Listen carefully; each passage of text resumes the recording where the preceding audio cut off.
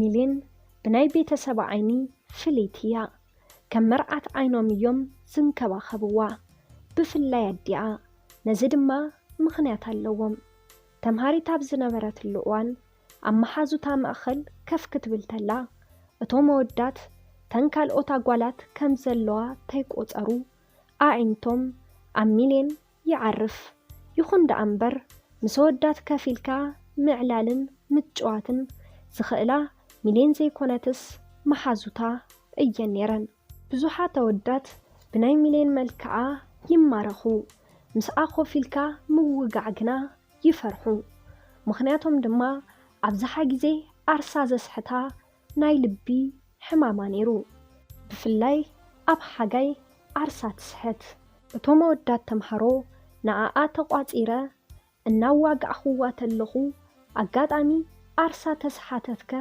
ብምባል ስለ ዝፈርሑ ብመልክዓ ዋላ ተተማረኹ ንበይና ክረኽብዋ ግና ኣይደፍሩን ሚሌን እዚ ኩነታት ዘሕደረላ ስምዒት ዝኸፍአ ነበረ ትምህርቲ ወዲኣ ኣብ ዝተፈላለየ ግዜ ሕክምና ክትገብር ዋላ ተኸኣለት ቀዶ ጥገና ንኽትገብር ግና ቤተሰባ ድፍረት ሰኣኑ ተምሃሪት ተላ ኣብ ዝተፈላለየ እዋን ካብ ወፃኢ ብዝመፁ ሓኻይም ዝወሃብ ናይ ልቢ ቀዶ ጥገና ዕድል ዋላ ተጋጠማ ቤተሰባ ክትሞተና ትኽእል እያ ብዝብል ፍርሒ ተይተጠቐሙሉ ሓሊፉ እዩ ዓባይ ምስኮነት ግና ብናይ ባዕላ ፍቓድ ድልውቲ ዋላ ተኾነት ትዕድል ደጊማ ክትረኽቦ ኣይከዓለትን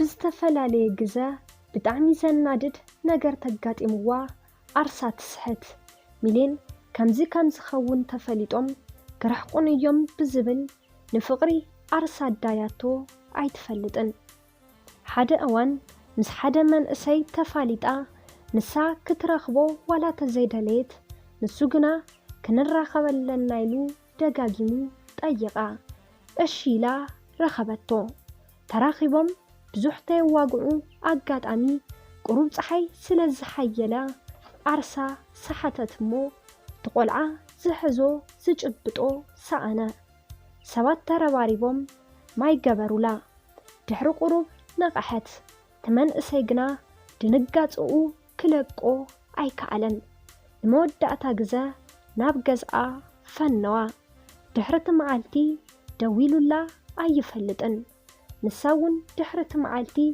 ሰብ ምቕራብ ከም እንደገና ገደፈቶ ብዝተረጋግአን ጣዕሚ ብዘይብሉን ህይወት ምንባራ ቀጸለት ቤተሰባ ዘሕጉሶም ብህይወት ምንባራ እዩ ንሳ ግና ብተጻራሪኡ ካብ ከምዚ ዓይነት ህይወት እንዳበለት ተማርር ብሓደ አጋጣሚ ምስ ዳንኤል ተፋለጠት ኣብ ሓፂር እዋን ከመይ ከም ዝኾነ ዋላተይ ተፈለጣ ስለናቱ ግርህነት ዝተሰማዓ ኣሚና ተቀበለቶ ካብ መዓልቲ ናብ መዓልቲ ምስ ተቀራረቡ ድማ ናይ ብሓቂ ዳንኤል ፍሉይ ሰብ ኮይኑ ረኸበቶ ዋላ እዚ ተኾነ ርክቦም ናብ ፍቕሪ ክቕየር ኣይደልየትን ሚሌን ስለ ናይ ሕማማን ከመይ ከም ዝገብራን ኩሉ ነገረቶ ብጣዕሚ ሓዘነላ ድሕሪኡ ክርሕቀኒ እዩ ዝኾን ክትብል ሓሰበት ዳንኤል ግና ኣይገበሮን ሚሌን ርክቦም ናብ ፍቕሪ ንኸይቕየር ምስ ባዕላ ተቃለሰት ግና ኣይከዓለትን ልባ ናይ ባዕላ ሕጊ ጥሒሱ ንዳንኤል ክሓስብ ጀመረ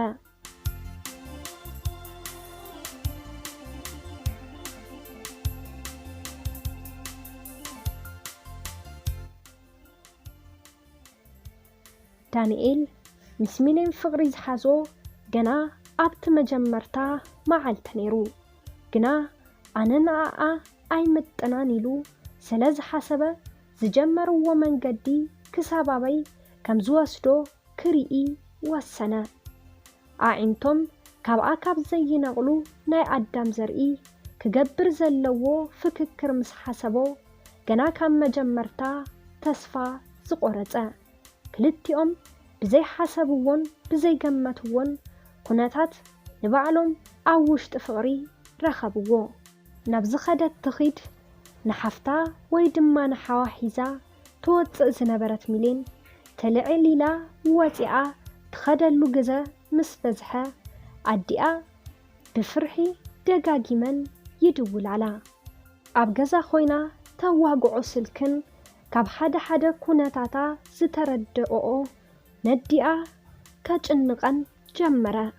ዝጀመረቶ ነገር ከም ዘሎን ክተቋርጽ ከም ዘለዋን ልመና ዝተሓወሶ ምኽሪ መኸረኣ።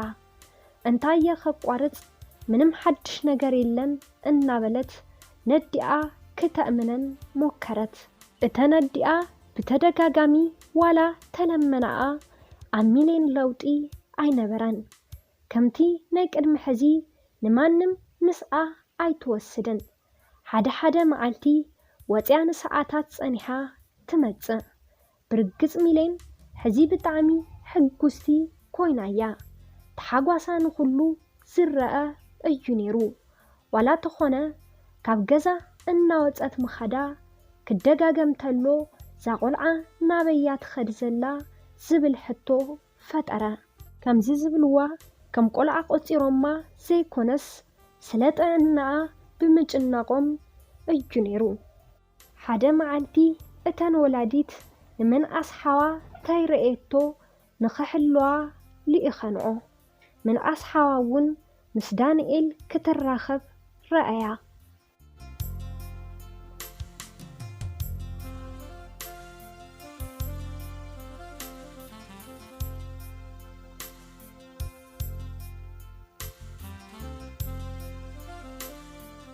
ምስተመለሰ ንምዕባይ ሓው ነገሮ። ኣዲኣ እውን ነዚ ምስ ሰምዓ ዝበኣሰ ተጨነቓ። ኣዲኣን ዓብዪ ሓዋን ብምዃን ሚሌን ምስተመለሰት ስለ ዘለቶ ኩነታት ብግልፂ ንኽትነግሮም ጠየቕዋ። ሚሌን ንምእማን ገዲፋ ኣነ ግና ምስ ሰብ ክራኸብ የብለይን ማለት ድዩ ክትብል ብሕርቃን ጠየቐቶም። ኣነሕና ከምኡ ማለትና ኣይኮነን ክብላተን ወላዲት ከረጋግኣኣ ፈተና። ንብዓት ምዕቋራ ምስ ረአየ ምዕባይ ሓዋ ተናደደ። ምዕባይ ሓዋ እውን ከም ዝበለ ረአይ ንሕና ሕዚ ንዓኺ ክንመክር ኣይኮናን።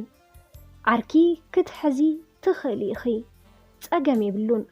ግና ተሳኺዒልኪ ናይ ቀዶ ሕክምና ክሳብ ትረኽቢ ምስ ዓርክኺ ካሊእ ነገር ከይትጅምሩ ኣብ ሓደጋ ክትወድቂ ትኽእሊ ኢኺ ንምባል እዩ ኢልዋ።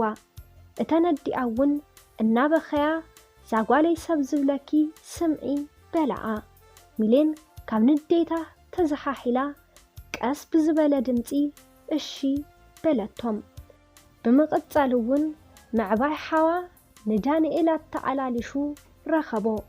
ብርግእ ዝበለ መንፈስ ድሕሪ ምዝራቡ ስለ ሚሌን ናይ ሕማም ባህሪ ነጊሩ ብዘይ ምንም ካሊእ ውሳነ ርክቦም ንኽቋርጽዎ ሓበረሉ። ምኽንያቱ ሚሌን ሓደ ነገር ተኾይና ትዝፍጠር ነገር ኣብኡ ጥራሕ ዘይኮነስ ኣብ መላእ ቤተሰቡ ከም ዝኾን ነገሮ። እምቢ ዝብል ተኾይኑ ግና ብቤተሰቡ ዝመጾ ሰብ ካብ ምቕታል ናብ ድሕሪት ከም ዘይብል ገለጸሉ። እዚ ሕራንን ምፍርራሕን ጥራሕ ዘይኮነስ ዝበልኩኻ ተዘይጌርካ ዝገብሮ ምዃነይ ከይትጠራጠር በሎ። ዳንኤል ኩሉ ነገር ሃንደበት ኮይንዎ።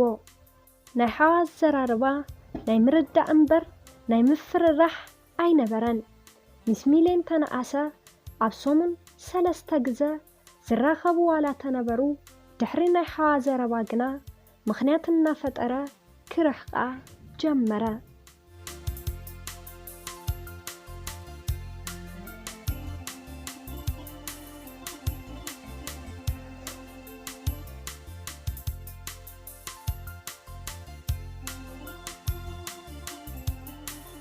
ብተደጋጋሚ ምኽንያታት ካብ ዝሕላተሎ ሚሌን ክረኽባ ከም ዘይደለየ ተረድኣ። ንምንታይኻ ክትረኽበኒ ዘይትደሊ ክትብል بقلتي طيقتو كونتات سلا زي تمچاچولي ايمبر نعخ مركب صليئي مسلكدو مسبلا اززراربو نميلين زبلصه اناددا ايتمسل كم ممسل زصلأن ነገር የለን መጀመርታ ከመይዲና ንራኸብ ነርና በለቶ እንሐረቀት ክትናደርተላ ዓርሳ ከም ተስሕት ይፈልጥ እዩ የምስለይ ኮንኩን ዘለኹ በጃኸ ተረድእኒ ክብል ከእምና ሞከረ ታይ ክርድአካ እስክ ነገረኒ ክትብል ጠየቀቶ ዳንኤል ምንም ዝዛረባ ነገር አይነበረን ተስልኪ ኣብ እዝኑ አጽወቶ ዳንኤል መሊሱ ደጋጊሙ ደወለላ አይተልዕልን ደሃን ሙኻና አጨነቆ ኣብቲ ሰዓት ግና ዓርሳ ስሒታ ነራ ብጽባሒቱ ደወለላ ሕዝውን አይተልዕልን እሺ ሕዝኸ ይምችወክድዩ ንራኸብ ክብል መልእኽቲ ላኣኸላ በዝሕዚ ከይትድውለለይ ኢላ መለሰትሉ ድሕሪ ብዙሕ ልመና እሺ ንራኸብ በለቶ ሚሌን ንዝሓለፉ መዓልትታት ካብ ገዛ ብዘይሙፅኣ ኣዲኣ ዕረፍቲ ተሰሚዕወን ነይሩ እዩ ሕዚ ግና ተኸዳዲና ክትወፅእ ምስ በለት መሊሰን ፍርሒ ተሰምዐን ናበይኺ በዛ ፀሓይ በላዓ ኣይጸንሕን ኣብዛ ቀረባየ ኢላተን ወፂኣ ምዕባይ ሓዋ ኣብ በሪ ነይሩ ናበይኺ እኳ ይበላን ናብዛ ቀረባየ መጻኹ ኢላ ከደት ምዕባይ ሓዋ ምንም ታይመለሰላ ብርሕቀት ተኸተላ ሚሌንን ዳንኤልን ብጣዕሚ ተነፋፊቆም እዮም ነይሮም ምስተራኸቡ ግና ኣይተሓቋቆፉን ሚሌን ኮርያ እያ ነይራ ልክዕ ምስተራኸቡ ብሕቶ ኣጨናነቐቶ ዳንኤል ዋላን ሓደ ሕቶ ታይመለሰላ መንገድታት የማንን ጸጋምን ይጥምት ኩነታቱ ናይ ንዕቀት መሲልዋ ዓይነይ እናረኣኻ ኣዛርበኒ ታይኻ ኮይንካ በለቶ ከምቲ ዝበልኩኺ ብፍጥነት ዝሰርሖ ስራሕ ነይሩኒ ንኡየ ዘይተመቸወኒሉ ስሕብ ኣቢሉ ሓቑፋ ኣብቲ መዓልቲ ክሳብ ምሸት 1 ሰዓት ብሓደ ኣምሸዩ ኣብ መወዳእታ ታክሲ ኣሳፊርዋ ተመለሰ ሚሌን ኮ ካብ ድቃሳ ኣርፊዳ ተስአት እሞ ሞባይላ ልዒላ ረአየት ኩሉ ግዜ ስለመደቶ ናይ ዳንኤል ቴክስት ኣይ ኣተወን ሓደ ኢላ ትመዓልቲ ብሕርቃን ጀመረት ደወለትሉ ስልኩ ክሰርሐላ ኣይከዓለን ቻርጅ ወዲኡ እዩ ዝኸውን ኢላ ድሕሪ ሰዓት ደጊማ ደዊላትሉ ዋላ ሕዚ ኣይሰርሕን እናሐረቀት ሙሉእ መዓልቱ ሞከረትሉ ኣይሰርሐላን እቲ መዓልቲ ሓሊፉ ብሓድሽ መዓልቲ ተተከአ ተሶሙን ካብኣን ምርሓቅ ዝገብሮ ዘሎ ምስ ዘከረት ብባዕላ ሓረቀት በኸየት ክሳብ ሳልሳይ መዓልቲ መሊሱ ክድውል እዩ ዝኾን ክትብል ተጸበየቶ ምንም ነገር የለን ህይወት መሊሳ ክምስትኣ ኣሕዲጋታ ተስፋ ቆሪፃ ቁሩብ መዓልቲ ተቆፀሩ ቀስ ብቀስ ምግቢ ምብላዕ ኣቋረፀት ሕማምና ተመላለሳ ዓርሳ ምስሓት ጀመረት ሕክምና ዋላ ተወሰድዋ ብዙሕ ዝሓገዝዋ ነገር ኣይነበረን ናይ ቀዶ ሕክምና ምግባር ግዴታ ኾነ ኣብቲ ናይ መወዳእታ ኩነታታ ናይ ሚሌን ሕክምና ዘመድ ኣዝማድ ቤተሰቦም ተረባረቡ ሚሌን ግና ካብ መዓልቲ ናብ መዓልቲ እናተዳኸመት ነይራ ቤተሰቦም ከምዚ ኣብ ጭንቀት ተለው ፖሊስ ገዝኦም ኳሕኮሐ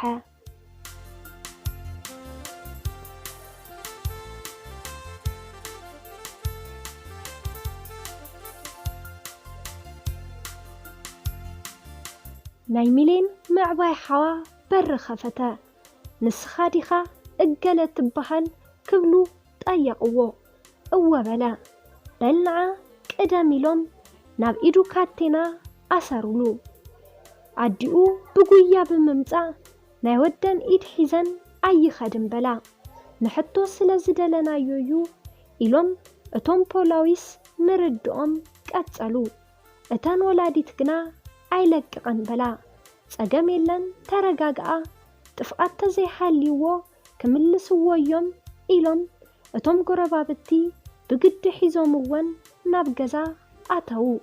ክልተ ናይቲ ሰፈር ሰብኡት ትኩነታት ናይ ሚሊን ሓዋ ባዕልና ክንከታተል ኢሎም ናብ ፖሊስ ጣብያ ኸዱ። ሚሊን ካብቲ ዝነበረቶ ሕዚ ገደዳሞ ሆስፒታል ወሰድዋ። ብፅባሒቱ ግና ብዳንኤል ከም ዝሓዘነት ጥፍኣት ከም ዘለዎ ከም ዝገበረቶ ልባውን ምስተሰበረ ንዘይ ምምላስ ንዘለዓለም ደቀሰት። ዳንኤል ዝሓዘ ሒዝዎ ምኽንያቱ ተይተዛረባ ተረፈ። ድሕሪ ምስ ሚሊን ምርኻቦም ንግሆ ዓፋኛ ትራ ተረኸበ። ሆስፒታል ኣትዩ ንመዓልትታት ዝኣክል ኣብ ሕይወትን ሞትን ቀንየ። ድሕሪ ብዙሕ ናይ ሕክምና ጻንሒት ብሕይወት ተረፈ። ናይ ሚሊን ሞት ምስ ሰምዐ ግና ውዒሉ ሓዲሩ ናይ ኣእምሮ ሕማም ጀመሮ። ድሕሪ ብዙሕ መድሓኒትን ናይ ሕክምና ምኽርን ክትትልን ጥዕንኡ ክምለስ ከኣለ።